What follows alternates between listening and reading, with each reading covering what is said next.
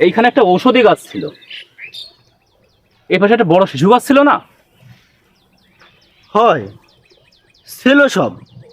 তা কি হয়েছে? ওইগুলো তো টাকার অভাবে, আর্থিক সংকটে বেচে ফেলাইছি। উফ, টাকার জন্য গাছগুলো বিক্রি করে দিলে? অভাব ছিল ভাই। তা তুমি কয়টা লাগাইছো? আমার তো একটাও লাগানো হয়নি। তোমার বাপের লাগানো গাছ তুমি বেচে টাকা নিলে, আজ বাদে কাল যখন তোমার ছেলের টাকার প্রয়োজন হবে, তার জন্য তুমি কয়টা লাগাইছো? আমার তো লাগানো হয়নি।